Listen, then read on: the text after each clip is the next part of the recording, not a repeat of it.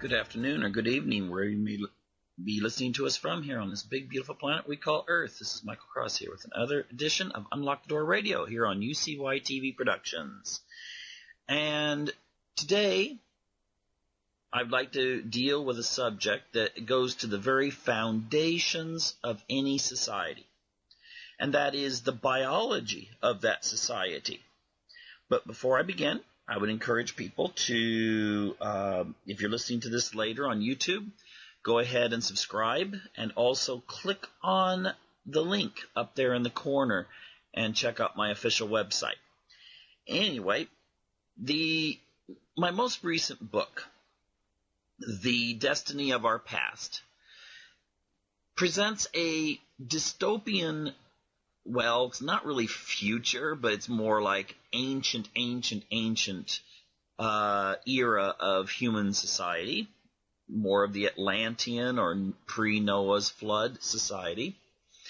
And, usually when you think of dystopian, you think of that kind of 1984-ish type of society, dark, impoverished, an elite that kind of controls everything, and then the masses who really have nothing, pretty much like North Korea is today. And I'm wondering, if a dystopia is a bleak presentation, usually set in the future, why can't it be one in which people have abundance?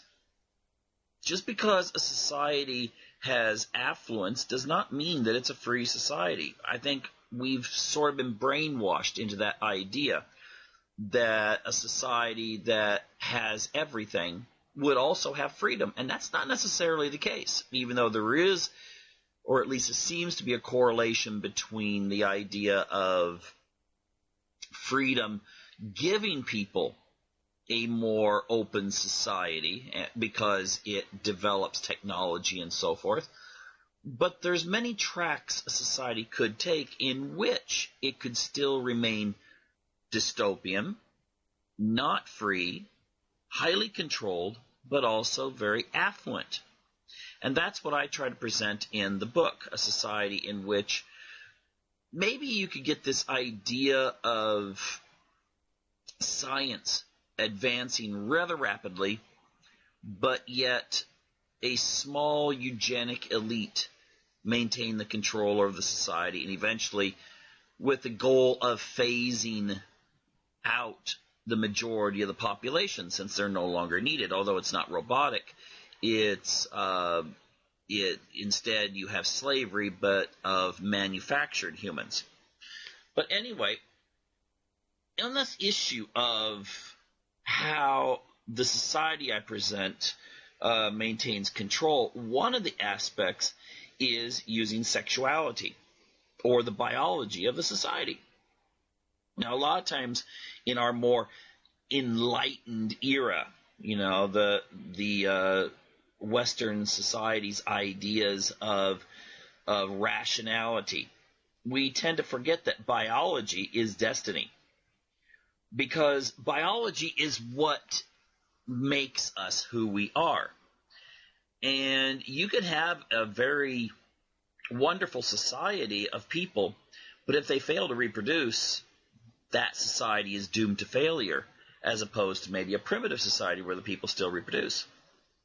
But sexuality, because also of our, I think, mindset that's been developed because of the rhetoric of the sexual revolution in the 1960s and early 70s, we have come to believe that more freedom in regards to sexuality means more freedom overall.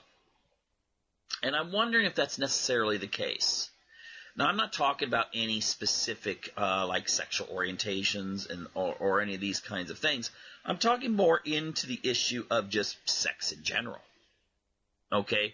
Because ultimately, back in, let's say, the 1950s, the ideal was man, woman get together and get married and make a family. And the idea was that all sexual energy should be channeled between a husband and wife, and anything outside of that was wrong, including, I don't care how much a young couple might, fall in love with each other, how romantic it can be. If they weren't married, the ideal was that they ain't going to be doing anything in bed. Okay? Now, that's very steeped in a Freudian idea, too. And Freud did state the price of civilization is instinctive renunciation. And what he meant by that was that the only way we can kind of keep things going in the society that we look at today, we get up in the morning, we go to work or go to school or whatever, and we know our limits. We don't have this kind of society where just everyone can just say, oh, well, I really like my neighbor's wife, so I'm going to go mess around with her. We still have societal prohibitions against that. But the sexual revolution really loosened things up.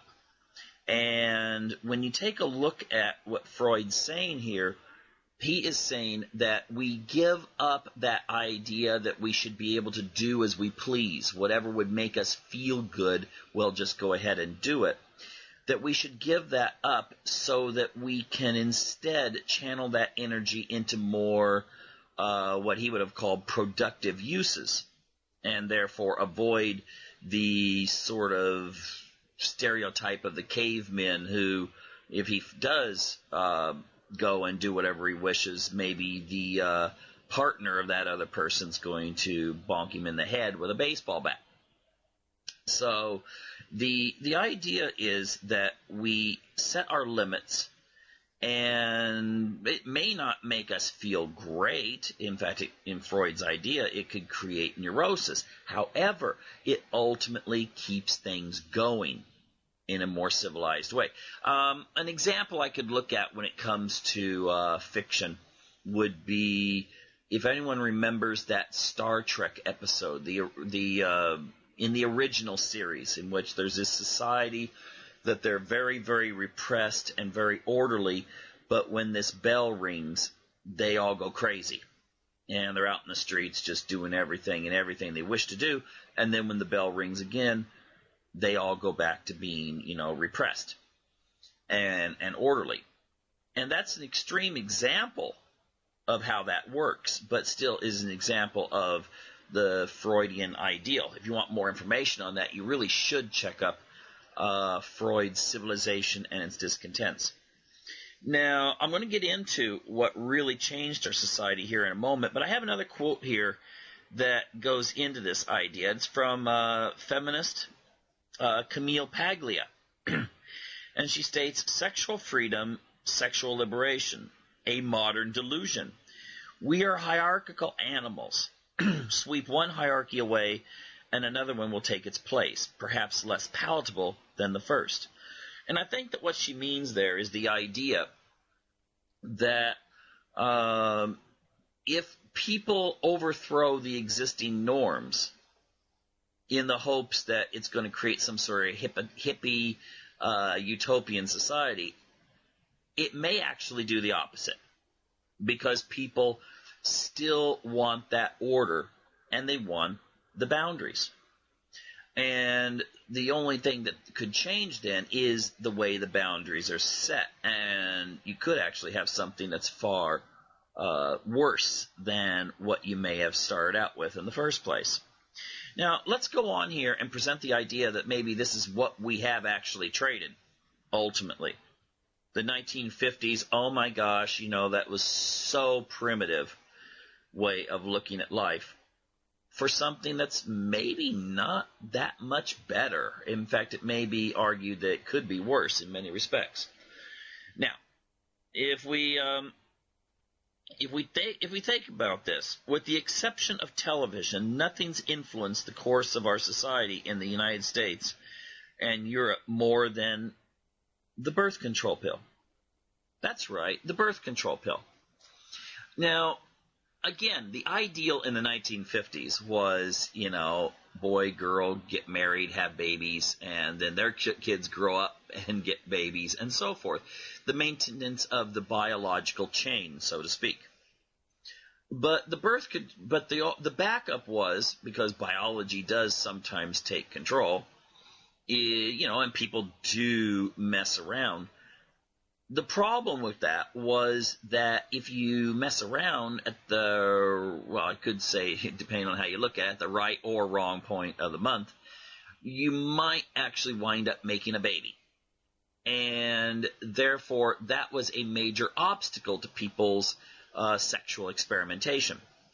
Because if you did mess around, you had to think about the idea, is this person one that I want to risk spending the rest of my life with? Because I guess parents weren't too keen on unwed daughters, and getting pregnant, because often they would have to move in with them or put the child up for adoption, which I think was actually pretty common then too.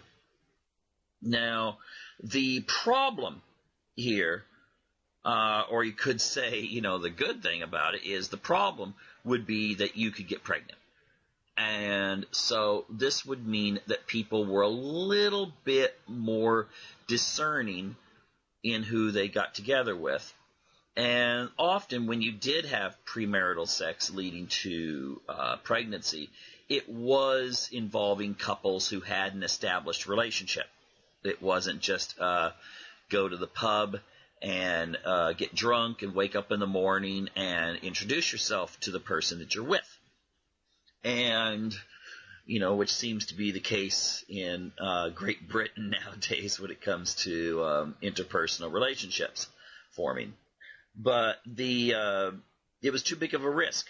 But with the birth control pill, this enabled people to minimize that risk.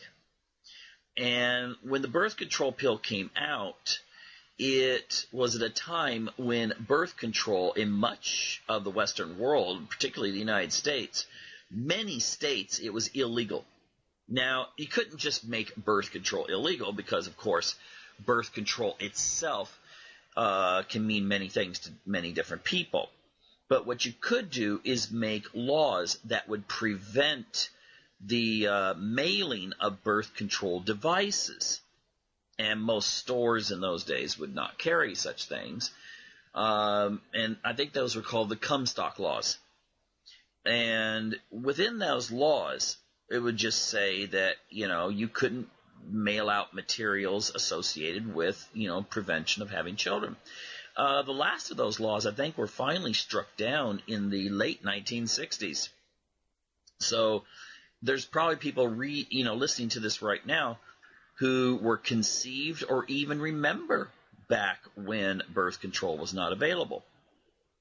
And so ultimately, the society had a prohibition against it. And I think this is because the society wanted people being born. They wanted children born to be workers and soldiers and builders and so forth, to keep, and if people were suddenly not having children, that would threaten that.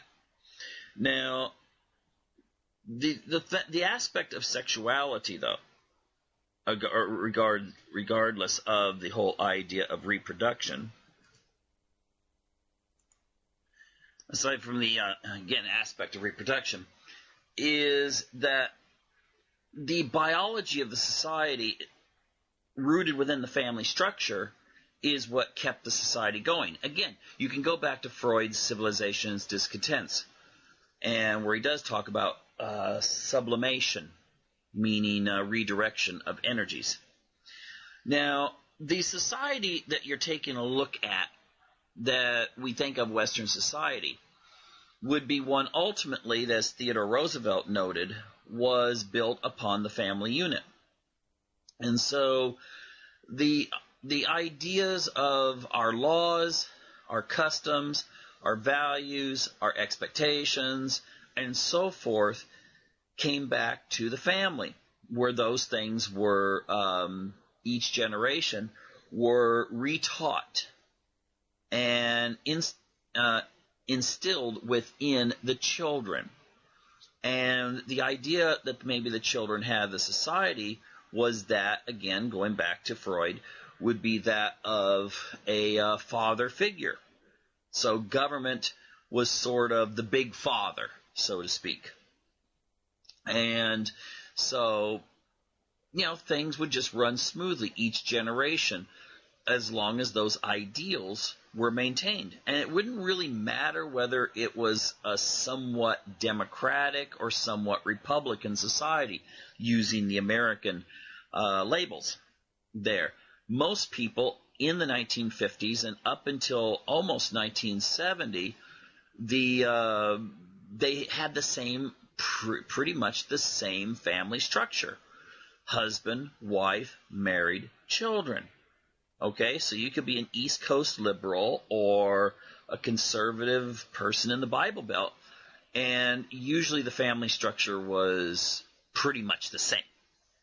Now, there was something that was taking place at this same era, and that was that the left, which never had really died, the left was finding in Western society that their message was becoming less and less popular. Now, of course, there was the excesses of Stalinist regime in the Soviet Union. So when people thought about left-wing politics or communism, they thought of gulags, mass exterminations, and so forth. And of course, repressions that, again, going back to 1984, that bleak dystopian atmosphere. But what was happening was that the left was also finding that as the economies of the West grew, the popularity of this revolution to replace the bourgeoisie and to hand power over to the proletariat was becoming less popular, because ultimately what you had was that even though you did have people that were super rich, you also found that the working class was attaining a lifestyle that was very, very affluent and comfortable.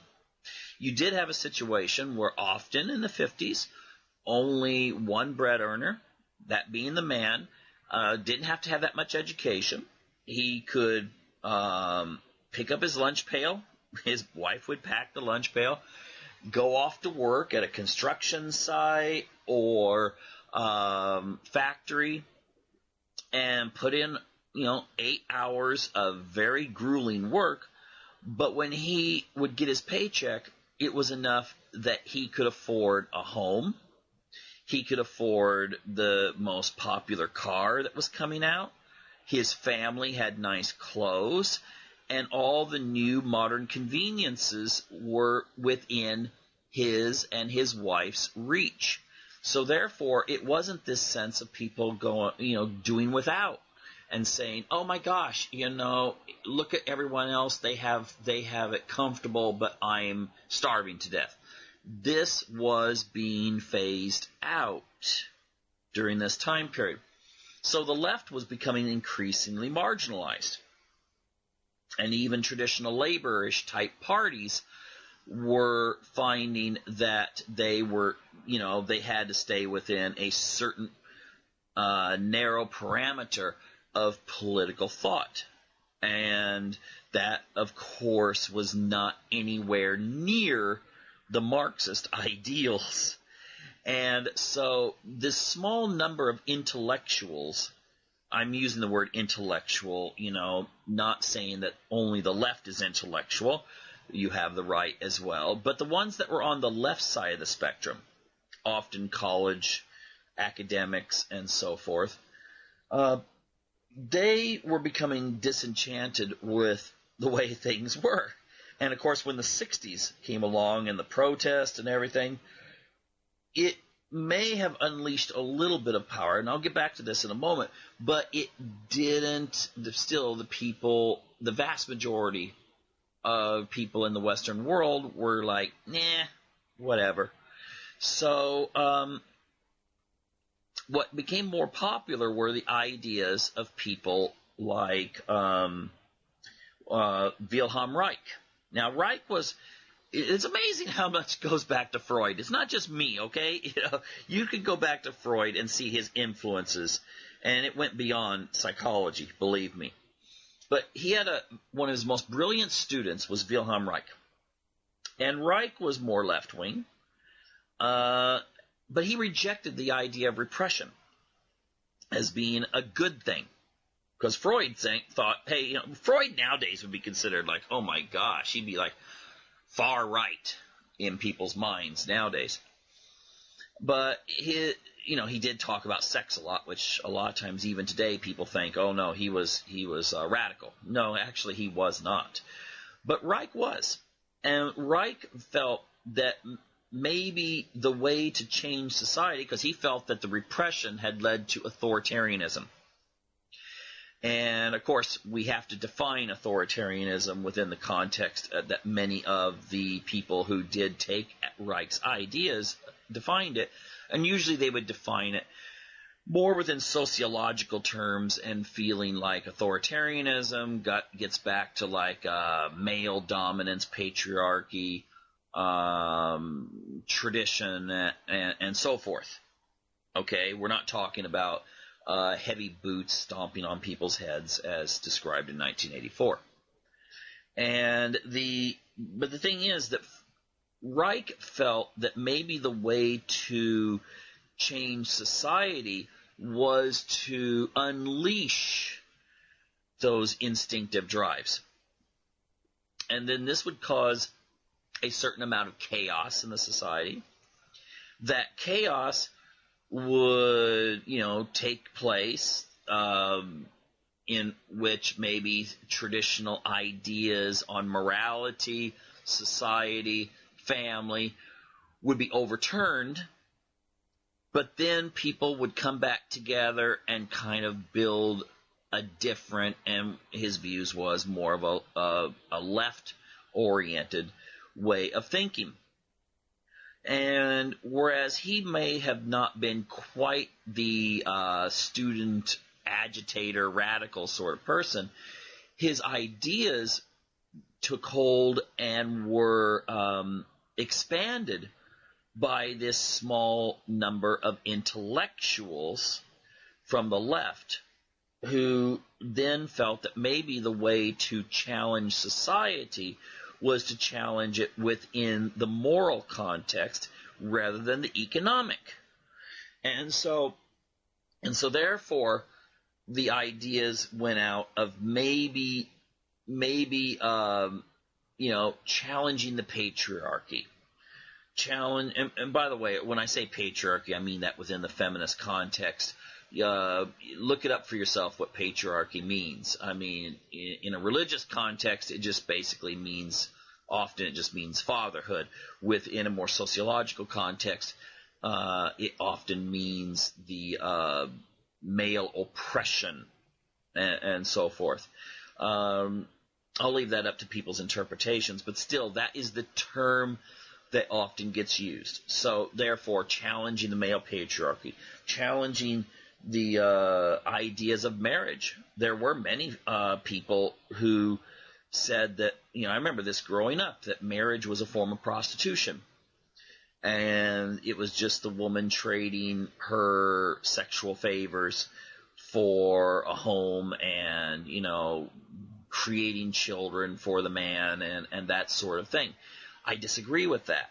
It's a very one-dimensional way of looking at it. I think very misguided. However, this was becoming popular. And you started seeing this idea of what's right anymore. And with the birth control pill coming out, and then the laws against such things as later, of course, laws against birth control, and then later pornography laws were struck down, laws against abortion were struck down. This enabled people to be thinking more in the terms of, oh, well, let's be more experimental, and therefore the idea of family, instead of it just being the assumption, okay, these assumptions that Freud talked about in his writings, these assumptions were overturned. Now, you could be thinking, okay, well then everyone's hopping around, and having sex and that sort of thing, but does that really change the society? Well, actually it does. And let's get into why that is. Now, the idea of people, excuse me there, got something caught in my throat. Anyway, the idea that people had that were on the political left that was very popular was the idea that the personal is the political. And what happened was the left started taking these causes, such as the ability of free love, although I think a lot of times that's exaggerated for what was happening in the 60s. It still took a manifestation that, free love meant that you weren't burdened by that idea that you have to have this strong relationship with someone before you had sex with them. It has to be noted, by the way, I'll note this. I saw a survey that actually compared people's attitudes in 1970 with those of like 1980. And the interesting thing was that the vast majority of people, regardless of politics, were against premarital sex. But by 1980, the majority, in fact, actually, even within the religious community, saw that it wasn't such a big deal. So that was really overturned. But what happened was the left started being seen as the champions of this. Now, in a sense, even though they may not all have come out with this, except maybe on some university campus somewhere, I don't know. But that meant that the left started being seen by people as the champions of personal pleasure. Okay? So you had this idea traditionally that the left was for this idea of equality when it came to economics, but that, of course, that meant that they would take control of people's economic decisions in the process.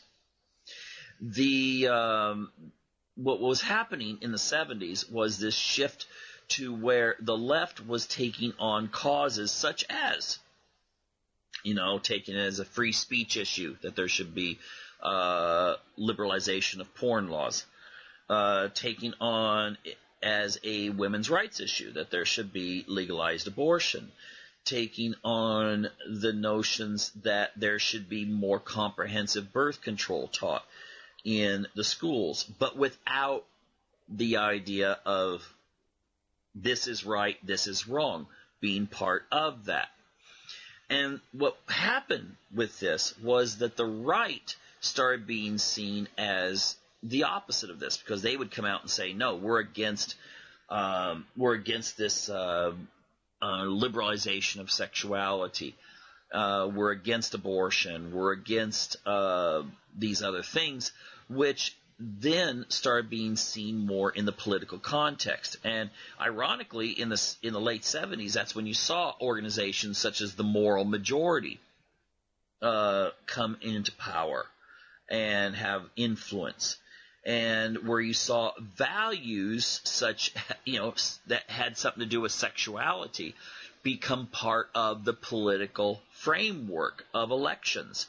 This is also the time you saw the Democrats shifting to where the old guard Democrats, often from the West in the Rust Belt states that we call the Rust Belt states today, they were actually quite prosperous industrial states in those days, and the South were starting to be kind of pushed aside by the younger, more so-called enlightened Democrats that were maybe hippies in the 1960s and late 60s, but were starting to cut their hair and were starting to become politicized. And so this is ultimately, this whole thing about sexual politics would change the dynamism of starting in the 1976 election with Jimmy Carter in which Carter championed these family values. He was the Sunday school teacher. And this was the idea. Many of these people that would later form the official moral majority voted for Jimmy Carter, the Democrat. And the idea was that he would go away from this corruption and that people had seen during the Watergate period, and he would return America to kind of a more values-oriented base. And what happened, though, was that they got disenchanted with Carter because some of his social liberal policies that they saw was kind of giving in to these other elements that had started with this whole sexual liberation, sexual politics agenda. And then they became more Republican and would later vote for someone like Ronald Reagan. And this is when you started seeing the South, which was at one time a very strong Democrat area, switch to Republican. It was not because of race. I see that sometimes within the context of debate today, that people will say that the Southerners who were Democrats switched to Republican because they wanted a party that was more in line with racial separation and segregation and so forth. And that's not actually the case. It actually goes back to this other agenda, which had to do with values. And the South is, of course, the Bible Belt. And so they started turning over more and more and more to the Republicans. And that's when you started seeing people like Reagan bring up issues often dealing with abortion and family and religion and its place in American politics. Now, and so ultimately what you find is that if we fast forward to today for a moment, you'll find that the people who the difference between left and right is so apparent. It's apparent in the TV shows that people watch. Without naming any specifically, I read an article that was noting which shows are more watched by people who identify as left and which shows are watched by people who identify as right.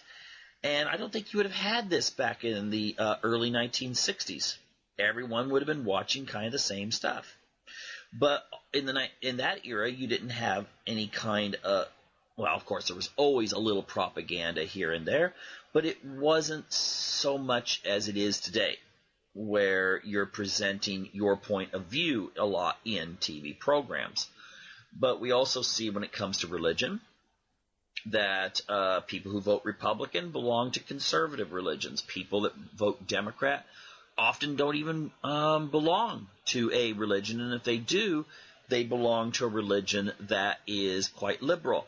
And this is quite interesting because you could also say that politics has a religious component. When a person, and I've seen this personally, I know it's anecdotal, but I've seen this in so many cases, where someone who's, let's say, an atheist, and they're very much to the left politically, not that all atheists are politically left, but the ones I've seen, they become religious, and all of a sudden they just go hardcore right-wing.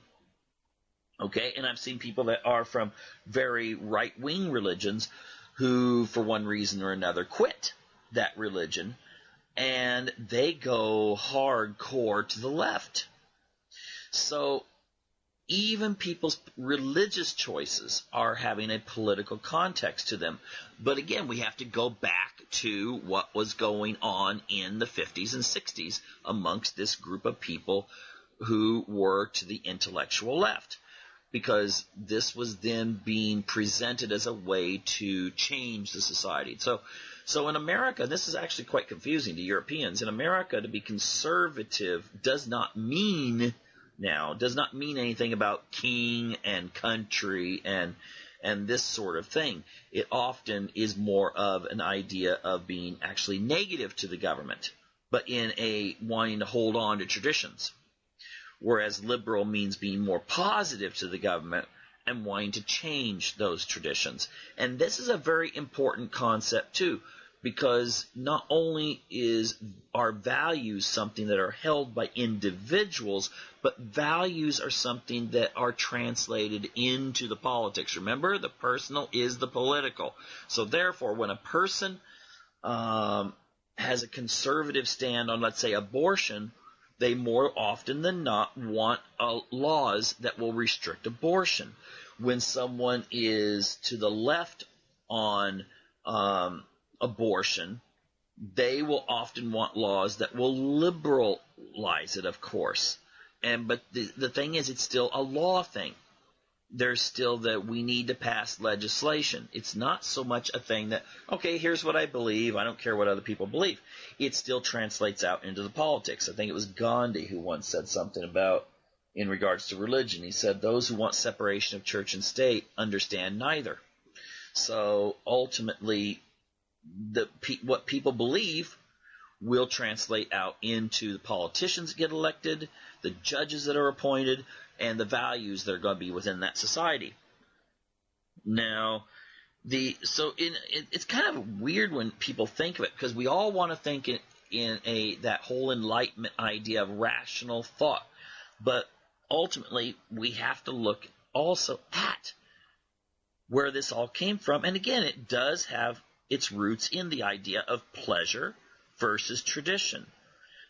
Freedom to do what you please versus the responsibility to the future generations. And so, in a sense, it's like with Freud.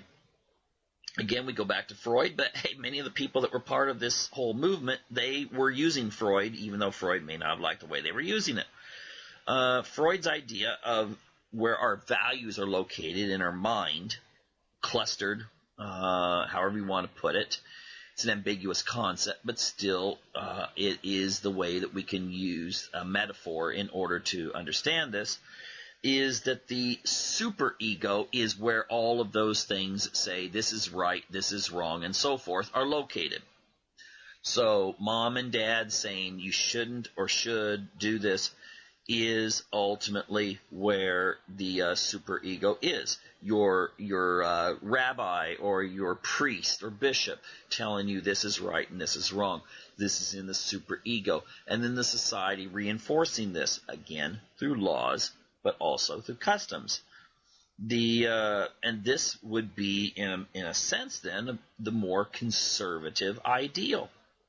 Whereas the id is that portion of the brain that is instinctive. I want to do this. I have a right to do this. I want to push the limits. And the ego, of course, is the individual themselves. And so in the society that we have, we do find that the political sense of conservatism is, in many ways, more that superego, whereas more of the liberalism is part of the id. And they're, in a sense, they are vying for the public consciousness at all times. And, you could say culture wars. Culture wars is one of the terms that's been used to define this. And in a sense, you have to actually admit that in the West, the culture war has been won by those on the left. But yet, often you'll ask the people on the left how they feel about economics, and a lot of times you'll find that they're actually, on economics, they're actually quite conservative. So I don't know if it necessarily really translated out the way that the people, these long dead intellectuals were thinking it would. In fact, it might have even led to a sort of what you could just kind of jokingly call hedonistic libertarianism. Let me keep what I've got, but at the same time, I want to be able to do what I want when I want to do it. And this is a very interesting aspect of American politics now, and I think even Western politics, where the upheaval that was caused by the the disintegration of these traditional gatekeeping values is leading to something maybe entirely different than what the social engineers really wanted in the first place. Although I will admit, when it comes to the culture wars, when it comes to such things as that whole premise of man meets woman, and then they have babies and raise those kids and so forth, that's taken a huge hit, okay, in the culture wars. The idea that the ideal is you meet someone and that's the only person you're with, sexually at least, for the rest of your life. That's taken a huge hit. The idea that traditional religion has the answers, that's taken a huge hit. And ultimately then, in that sense, the culture war has been won by the left. Okay? It has actually been won by the left. But then again, you may see an overturn of that. Because if we take a look at a society that did actually collapse, okay, and that was the Soviet Union. Now, they were very puritanical. They had the left-wing politics, but they were very puritanical in their ideas because they knew all this stuff, and they wanted to make sure they kept their society, on the straight and narrow. This is our ideal. So they were as conservative when it came to family and tradition, except when it came to religion, as the people in America were in the 1950s. But when this whole sexual revolution thing and all these other questionings of the society came along, they were sheltered from it. Eastern Europe was sheltered from it to a large degree, and this is why we see today that many people on the left within the United States do not like Russia. Because here you've got Putin, and he gets up and says he's a champion of traditional families. He wants, he believes that Christianity is the foundation of a working society and so forth, even though he does get along with the other religions in his country. There is this kind of religious ideal. Here's the values we share, and so therefore let's work together. The left is just mortified with that. And so often, this is what they really attack Russia for vehemently, is that they had their little revolution. The communism fell. There was a period in the 1990s which was very similar to the sexual revolution of in the United States and Western Europe, but it was more of no one's looking now. We can, it wasn't coupled with all that intellectualism. It was more like, no one's forcing us to live this way anymore. There's no laws against it and so forth. The only thing you had to do is up to even to the year 2000, go to any restaurant. Well, not all, but you could go to a lot of restaurants or nightclubs, and oh my gosh, in Russia it was just. It was different. Let's just say that. I've been to many of, places just like, this looks like a good place to get something to eat, and it just looks like a regular restaurant. 10 o'clock, suddenly a floor show, and you're going, whoa, is this Vegas? But the thing is that changed, and now it's gone more, I would even say, hyper-conservative. So a society can go through this overthrow, but it still can go either way, and that is why maybe in the West you could see a situation similar to that of Russia today, in which various populist elements, although much of the populists are they are not that much different than other people when it comes to this idea of the overturning of the family type thing, but they tend to be a little bit more conservative. You could see a situation in which populism does wind up, turning the clock back, so to speak. And that is going to be something that we're just going to have to watch and see how it works out. Because even if we just look at demographics, the people who do have children tend to be the ones who are still holding on to that ideology that says, we want to live the way our parents and grandparents and so forth lived. Whereas many of the people who are saying, well, that's the old-fashioned way, who cares about that anymore? I want to be modern and so forth. They have an extremely low birth rate, incredibly low birth rate. So there could be a replacement, and I don't really necessarily think that, the idea that, well, those kids that the conservatives have, they'll just go to school and then they will be taught the proper way of living. I don't think that's the way that you're going to see it, really. Sure, it does happen, but ultimately most people fall back to their traditional values once they get into the real world. And so you could very well see either extreme, the very conservative or very liberal future, but I do tend to think it's going to be a little bit more on the conservative side. Again, just because of demographics, including, to a large degree, many of the people who are moving into the West who come from very traditional societies will want those traditional values within their society too. And so you will see probably more cooperation between the various religions that are still vying for a social conservative future, coming together and working together. Now, again, economically, we may see some divisions. People will still have there's been quite a competition for the Hispanic vote, for instance, because it tends to be that many Latin Americans who do move to the United States have a more social conservative view on family issues, but tend to be a little bit more on the liberal side when it comes to economic issues. So it presents a problem for the Democrats, because the Democrats are socially liberal, but on economics they agree with many of these voters. Republicans are socially conservative, but they don't hold the same views on economics as many of these people from Latin America. So this could make a big determination of the future, as well as the Hispanic population becomes more and more powerful within the United States. Will we see a situation where many of those voters will go in with the voters of the conservative, the religious conservatives and so forth? Time will tell. We'll just have to wait and see.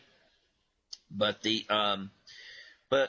again, I think that ultimately we really shouldn't ignore the origins of these views.